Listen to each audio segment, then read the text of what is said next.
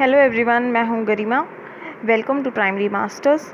आज हम करेंगे class 5th EVS chapter number 4 mangoes round the year.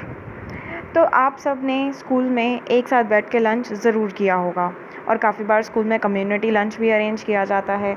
जब पूरी ही क्लास एक साथ बैठती है, टीचर्स वगैरह भी साथ होते हैं, सभी एक साथ मिलके लंच करते हैं। जब हम एक साथ लंच करते हैं तो हम इस चीज़ पर भी ध्यान देते हैं कि हमारा जो फ्रेंड है वो क्या लाया है। इसी तरीके से यहाँ पर कुछ बच्चे आपको पेज नंबर 35 पर दिख रहे हैं। एक का नाम है नीतू, एक का नाम है अमन और एक का नाम है प्रीति। तो नीतू कहती है, wow, Aman's lunch box has sweet puris. अरे वाह अमन, तुम तो मीठी पूरी लाए हो। फिर अमन कहता है, hey today Neetu has brought potato sabzi. Aman कहता है कि आज नीतू तो आलू की सब्जी लाई है। प्रीति बोलती है, आई हैव गॉट भिंडी। प्रीति बोलती है कि मैं तो आज भिंडी लाई हूँ। लेकिन तभी उसी टाइम अमन बोलता है, oh Neetu, I think your potato sabzi is spoiled.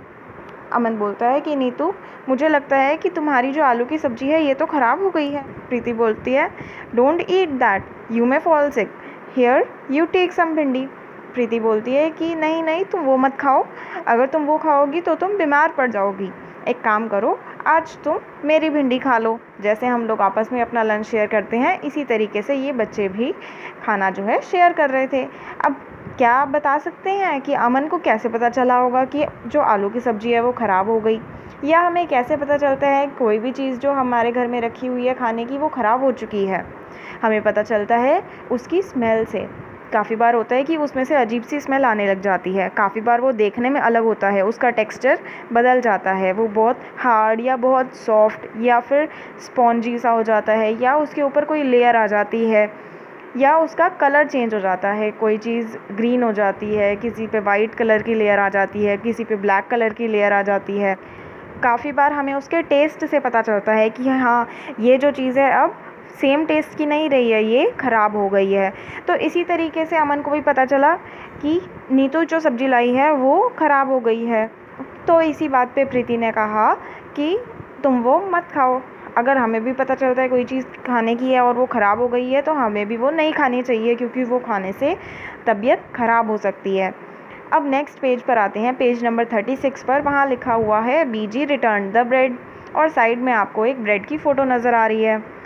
अमन्स Beeji went to the market to buy bread. Aman की बीजी मार्केट गई ब्रेड खरीदने के लिए। The shop was very crowded. Shop पर बहुत ज़्यादा भीड़ थी। The shopkeeper picked up a packet of bread and gave it to Beeji. जो दुकानदार था यानी कि शॉपकीपर, उसने एक ब्रेड का पैकेट उठाया और बीजी को दे दिया। जब भी दुकान पर भीड़ होती है तो उस टाइम तो लोग बिना चीज़ को ढंग से देखे ऐसे ही घर ले जाते हैं। इसी बात का ध्यान रखते हुए जो दुकानदार है काफ़ी बार पुरानी रखी हुई चीज़ें ही जो कस्टमर हैं उनको पकड़ा देते हैं। इसी तरीके से शॉपकीपर ने एक ब्रेड का पैकेट उठाया फटाफट से और बीजी को पकड़ा दिया। She looked at it and returned it immediately. लेकिन बीजी ने उसको ध्यान से देखा और उसी टाइम उसको वापस कर दिया। क्या रीज़न हो सकता है कि बीजी ने उसको रिटर्न कर दिया? तो उसका रीज़न हो सकता है कि वो जो ब्रेड है वो दिखने से ही हमें पता चल गई हो कि उस पर स्पॉट्स हैं। जैसे आपको यहाँ फ़ोटो में दिख रहा है, ये जो ब्रेड का पैकेट है इस पर आपको स्पॉट दिख रहे होंगे ग्रीन कलर के, यानी कि इसमें फंगस लग चुकी है, ये ब्रेड ख़राब हो चुकी है, ये नहीं खरीदनी।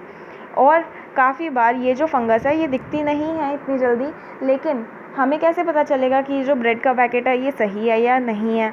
या काफ़ी और भी चीज़ें होती हैं जो हम मार्केट से लेते हैं, उस टाइम ख़रीदने से पहले हमें उस पर कुछ चीज़ों का ध्यान देना चाहिए। उस पर जो उसकी मैन्युफैक्चरिंग डेट यानी कि किस दिन वो पैकेट का सामान बना है वो डेट लिखी हुई होती है, एक्सपायरी डेट लिखी हुई होती है, यानी कब तक आप उस चीज़ को ले सकते हैं या इस्तेमाल कर सकते हैं वो डेट मेंशन होती है।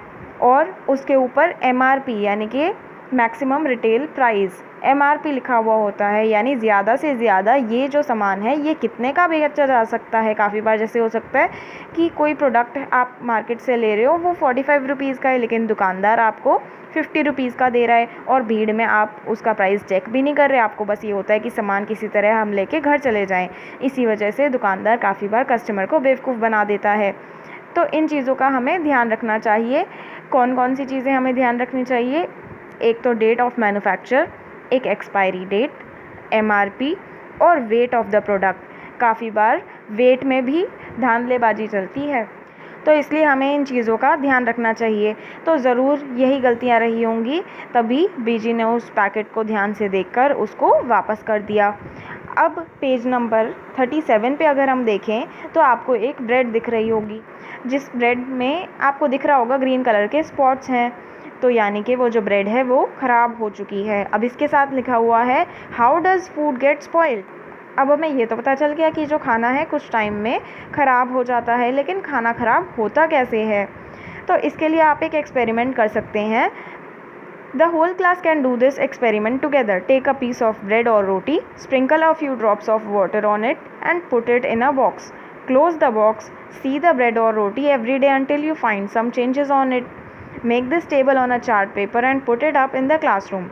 Fill up the chart every day after discussing the changes seen. ये आप ये एक्सपेरिमेंट घर पर भी कर सकते हैं। आपको एक ब्रेड या रोटी लेनी है और उस पर थोड़ा सा पानी डालना है, पूरा उसको गीला नहीं करना, बस थोड़ा सा पानी डालना है और उसको एक बॉक्स में रख देना है। आप उस बॉक्स में उस रखी हुई ब्रेड या रोटी को डेली देखेंगे कि उसमें क्या फ़र्क आया, और उसका जो फ़र्क आया आप उसको इस टेबल पर मेंशन करेंगे। साइड में लिखा हुआ है डे 1, 2, 3, 4, 5 और 6। उसके बाद चेंजेस लिखे हुए हैं कि ब्रेड में या रोटी में जो चेंजेस हैं वो कैसे हैं। बाय टच, क्या आपको टच करने से कोई फ़र्क नज़र आया या नहीं आया? दूसरे दिन में आया, तीसरे दिन में आया, या कब आपको टच करने में उस ब्रेड में कोई फ़र्क नज़र आया? इसी तरीके से स्मेल, क्या आपको उसमें से कोई स्मेल आई फर्स्ट डे या सेकेंड डे या थर्ड डे? इसी तरीके से by looking through hand lens, क्या आप कभी हैंड लेंस का इस्तेमाल करके उसको देख सकते हैं? अगर हाँ, तो उससे देखा हुआ चेंज भी आप इसमें मेंशन कर सकते हैं। लास्ट कॉलम है बाय कलर, आप कलर से भी उसको डिटरमाइन कर सकते हैं कि किस तरीके से वो जो ब्रेड है वो किस तरीके से स्पॉइल, रॉटन, कैसे ख़राब होती है। जो एक ब्रेड होती है नॉर्मली, उसमें लगभग 3-4 दिन में एक वाइट कलर की लेयर आ जाती है। अब आप कहेंगे ब्रेड तो वाइट होती है, ब्रेड वाइट होती है, लेकिन उससे भी ज़्यादा वाइट कलर की एक लेयर आ जाती है उस पर, और थोड़े टाइम में वो जो लेयर है वो थोड़ी सी येलो होने लगती है, उसके बाद ग्रीन होने लगती है जब हमें वो ठीक से नज़र आती है। तो इस तरीके से जो चेंज है ब्रेड में आता है।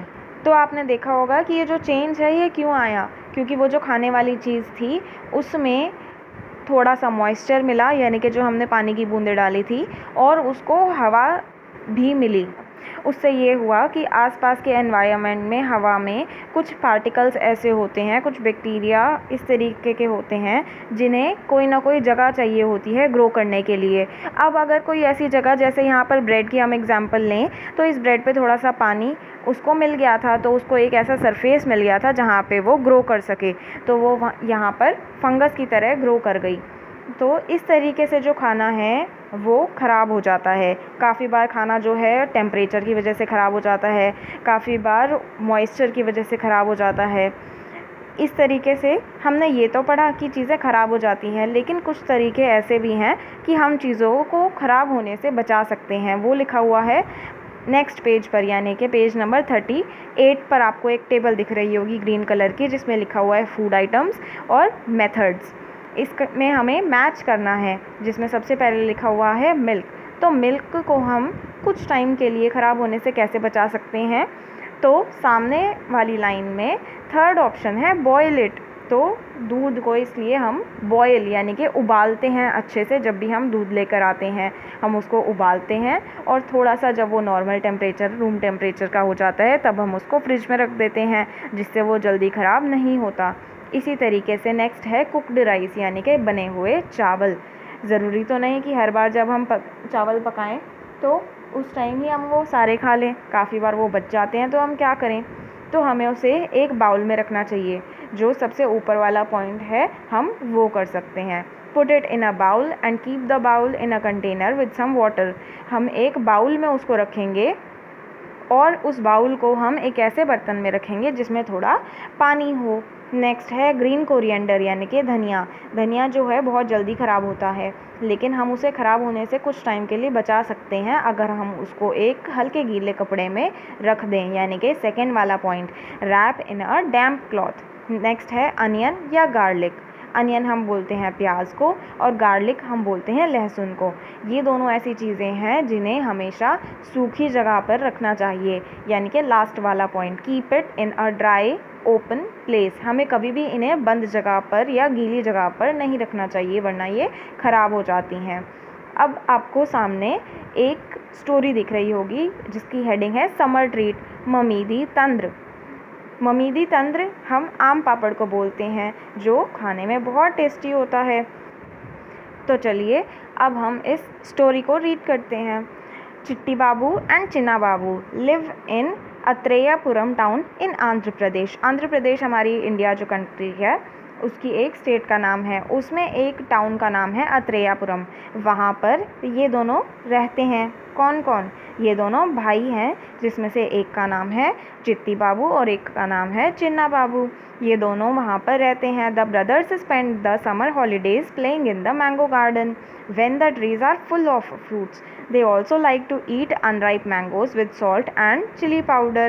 वो कह रहे हैं वो अपनी समर हॉलीडेज़ यानी गर्मियों की छुट्टियाँ मैंगो गार्डन में बिताते हैं, जहाँ पर ट्रीज़ पे क्या होते हैं, समर में तो बहुत सारे आम लगते हैं, तो वो वहाँ से कच्चे आम जो है वो भी खाना पसंद करते हैं। अनराइप का मतलब जो अभी पके नहीं हैं, जो कच्चे आम हैं उसको आम्बी भी बोला जाता है। उस पर वो नमक और मिर्च लगाकर खाना पसंद करते हैं।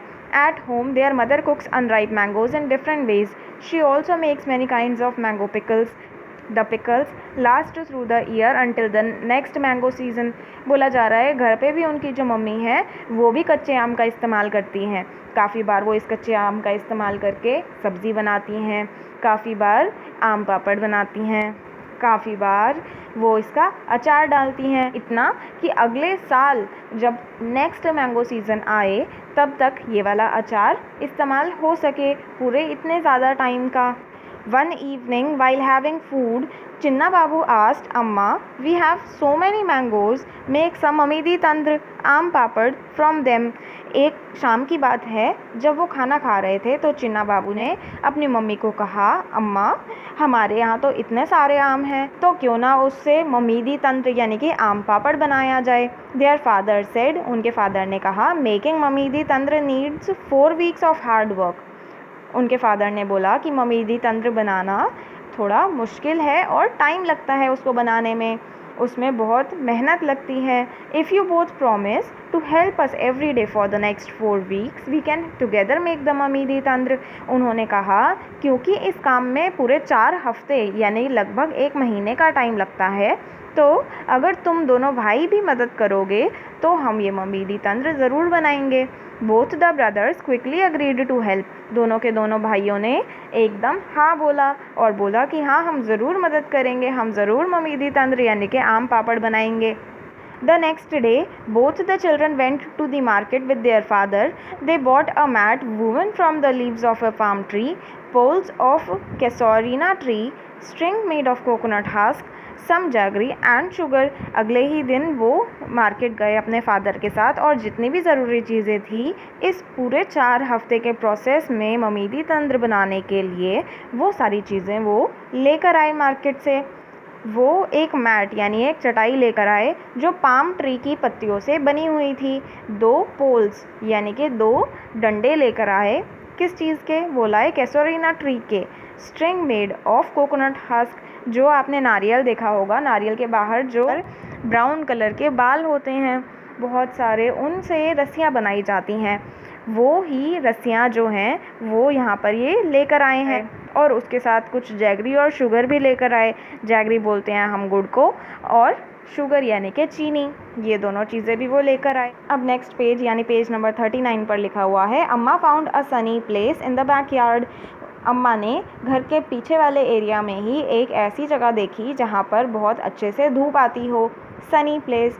Both the brothers made a high platform by using poles. अब आपको दिख रहा होगा जो नीचे 2 फोटो दी हुई हैं उनमें फर्स्ट फोटो में आपको दिख रहा होगा कि एक प्लेटफॉर्म बनाया हुआ है, यानी ज़मीन से एक उठी हुई जगह बनाई हुई है जिस पे उन्होंने क्या किया है, वो जो मैट थी उसको बांध दिया उन डंडों से जो कैसोरीना ट्री के वो लेकर आए थे और उनको बांधा किससे? कोकोनट हस्क वाली स्ट्रिंग्स से। द नेक्स्ट डे, अगले दिन, अप्पा यानी उनके father chose the most ripe mangoes. अगले ही दिन उनके फादर ने सबसे ज़्यादा पके हुए आम ढूंढे.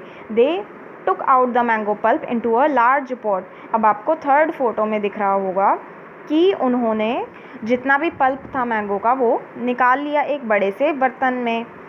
Then they strained the pulp through a fine muslin cloth to remove the fibers from the pulp. उसके बाद उन्होंने ये जो पल्प था यानी कि आम का रस था पूरा, इसको मसलिन क्लॉथ एक बहुत पतला सा क्लॉथ होता है जिससे इन्होंने क्या किया, इस आम के रस को छान लिया जिससे जो उसमें हल्के हल्के बाल होते हैं वो सब बाहर रह जाएं और सिर्फ रस जो है छन के अलग हो जाए. तो ये काम उन्होंने मसलिन क्लॉथ की हेल्प से किया. देन चिट्टी बाबू क्रश्ड द गुड़ यानी कि jaggery till there were no lumps. उसके बाद चिट्टी बाबू जो था, दोनों में से एक भाई, उसने क्या किया, जो जैगरी यानी कि गुड़ लिया था उसको बिल्कुल छोटे छोटे पीसेस में कर दिया और उसको भी बिल्कुल क्रश कर दिया ताकि उसमें कोई भी डली यानी कि लम्प्स ना रह जाएं. They added the jaggery and sugar in equal amounts to the pulp. उन्होंने उसके बाद वो जो गुड़ था और चीनी लेकर आए थे उसको इक्वल अमाउंट में पल्प में ऐड कर दिया. Chinna Babu mixed the jaggery and sugar well with a big spoon. फिर एक बड़ी सी चम्मच लेके चिन्ना बाबू ने उन दोनों चीज़ों को उस पल्प में मिलाया. Amma then spread this pulp into a thin layer over the mat. फिर जो उन्होंने एक प्लेटफॉर्म बनाया था मैट को यूज़ करके, यानी ज़मीन से उठी हुई जगह बनाई थी जहाँ पर धूप आती हो, वहाँ पर उनकी मम्मी ने वो पल्प की जो लेयर थी जिसमें अब गुड़ और शुगर को मिला दिया गया था, उसकी एक बहुत पतली सी लेयर उस मैट पर बिछा दी. The thin layer was left to dry in the sun. In the evening they covered the mat with a clean sari to avoid any dust. फिर उन्होंने वो जो पतली सी लेयर थी उसको सूखने के लिए धूप में छोड़ दिया. जब शाम हुई, सूरज चला गया, उसके बाद उन्होंने उस मैट को एक साड़ी से ढक दिया. साड़ी पतली सी होती है, उससे उसको ढक दिया ताकि उस पर कोई मिट्टी वगैरह ना गिरे. The next day they again took out some mango pulp. They added jaggery and sugar into the pulp. Then they spread the pulp over the previous day's layer. This work was given to both the brothers. Both of them together spread many layers over it. For the next 4 weeks, they hoped that it would not rain. अगले ही दिन जैसे उन्होंने पिछले दिन काम किया था वही काम उन्होंने अगले दिन भी किया, यानी मैंगो पल्प निकाला, उसके बाद उसमें जैगरी और शुगर मिलाई, उसके बाद उसकी पतली सी लेयर पिछले दिन वाली लेयर पर ही बिछा दी, उसके बाद फिर से उसको सूखने के लिए छोड़ दिया. इसी तरीके से अगले दिन किया, इसी तरीके से फिर से अगले दिन किया. तो 4 हफ्ते जब कंप्लीट हो गए तब तक वो बस ये प्रे करते रहे कि ये जो काम है वो बिल्कुल अच्छे से होता रहे और बारिश ना आए, क्योंकि वो जो आम पापड़ यानी ममीदी तंत्र बना रहे थे उसको तो उन्हें सूरज में सुखाना था, यानी जहाँ धूप आ रही थी वहाँ पर उसको सुखाना था. अगर बारिश आती तो वो काम ख़राब हो जाता. तो वो बस ये सोच रहे थे कि काश बारिश ना आए. For 4 weeks, they added layer after layer until the jelly grew 4 centimeters thick and looked like a golden cake. After some days, Amma said, "The Mamidi Tantra is ready. We can take it out and cut it into pieces tomorrow." जब 4 हफ्ते हो गए तो 4 हफ्तों में बिल्कुल पतली पतली लेयर जब वो लगाए जा रहे थे उस एक के ऊपर एक, तो उसके बाद लगभग 4 सेंटीमीटर मोटा एक गोल्डन कलर का पूरा सरफेस उस मैट पर दिख रहा था. जिसके बाद उनकी मम्मी ने कहा कि हाँ, अब ममीदी तंत्र बिल्कुल तैयार है, अब हम उसको निकाल सकते हैं और छोटे छोटे पीसेस में हम उसको कल काट लेंगे. The next day the mat was brought down from the platform. Mamidi tandra was cut into smaller pieces. The brothers tasted it. It was tasty. Chinna Babu said, wow, how tasty. After all we have also helped in making it. जब next day वो mat से उतार लिया गया और उसके छोटे छोटे पीसेस काट लिए गए तो दोनों भाइयों ने उसको टेस्ट किया. वो बहुत टेस्टी था. तो चिन्ना बाबू ने कहा कि हाँ, टेस्टी क्यों नहीं होगा, हमने तो 4 हफ्ते बहुत ज़्यादा मेहनत करी है इसी को बनाने के लिए. तो ये पूरा प्रोसेस था कि किस तरीके से ममीदी तंत्र यानी कि आम पापड़ जो है वो बनाया जाता है. तो क्या आपको पता है कि जैसे इन्होंने ये ममीदी तंत्र बनाया यानी आम पापड़, ये इसको एक ही दिन में तो खाएंगे नहीं, ये अब इसको काफ़ी दिनों के लिए स्टोर करके रख सकते हैं और ये जल्दी ख़राब भी नहीं होता, चाहे मैंगो सीज़न ख़त्म ही क्यों ना हो जाए. इसी तरीके से हम काफ़ी चीज़ें जो हैं बना के स्टोर करके रख लेते हैं ताकि वो काफ़ी टाइम तक यूज़ हो सके। जैसे हम तरह तरह के अचार बना लेते हैं, आम का अचार, गाजर का अचार, मिर्च का अचार, और भी बहुत तरीके के अचार जो हैं हम वो बनाते हैं। हम अलग अलग तरीके के मुरब्बे बना के रखते हैं, जैसे आंवला का मुरब्बा। हम बहुत तरीके के चिप्स बनाते हैं, जैसे बनाना चिप्स, पोटैटो चिप्स। ये काफ़ी टाइम तक हम इसको बना के रख लेते हैं और जब हमें खाने होते हैं तो हम इनको फ्राई कर लेते हैं। अब आपको पेज नंबर 41 पे दिख रहा होगा what we have learn. Glass jars and bottles are dried well in the sun before filling them with pickles. बोला जा रहा है कि जो ग्लास जार या बॉटल्स होती हैं जिसमें हमें अचार स्टोर करके रखना होता है, उसको हम धूप में सुखाते हैं। Why is this done? Do you remember what happened to the bread in the experiment? आपको याद है कि जो हमने एक्सपेरिमेंट किया था ब्रेड, उसके साथ क्या हुआ था? उसमें मॉइस्चर मिलने की वजह से वहाँ पर फंगस जो है वो ग्रो कर गई थी। इसलिए जो हम अचार बनाते हैं वो तो बहुत टाइम के लिए हम संभाल के रखते हैं और उसको थोड़ा थोड़ा करके इस्तेमाल करते हैं, तो उसमें तो मॉइस्चर जाना ही नहीं चाहिए ताकि वो बिल्कुल ठीक रहे। इसलिए हम उसको एक ऐसी चीज़ में स्टोर करते हैं जिसमें हल्का सा भी मॉइस्चर यानी कि नमी ना हो, इसलिए हम उसको पहले ही धूप में सुखा लेते हैं अच्छे से। नेक्स्ट लिखा हुआ है to eat mangoes round the year we make different items like pickles, aam papad, chutney, tikki etcetera. List some other food with which we make different things so that we can enjoy it throughout the year। इसी तरीके से और कौन कौन सी ऐसी चीज़ें हैं जो हम बना के रख लेते हैं और काफ़ी टाइम तक, लगभग पूरे साल हम उसको खा सकते हैं और वो ख़राब भी नहीं होती। अभी हमने उसी चीज़ को डिस्कस किया था। अगर आपको उनके अलावा कोई चीज़ ऐसी पता है तो आप वो कमेंट बॉक्स में लिख सकते हैं। तो यहाँ पर हमारा ये जो चैप्टर है मैंगोज़ राउंड द ईयर, ये ख़त्म होता है। आपको ये वीडियो कैसी लगी आप कमेंट बॉक्स में लिख सकते हैं। Also like and subscribe the channel. Thank you.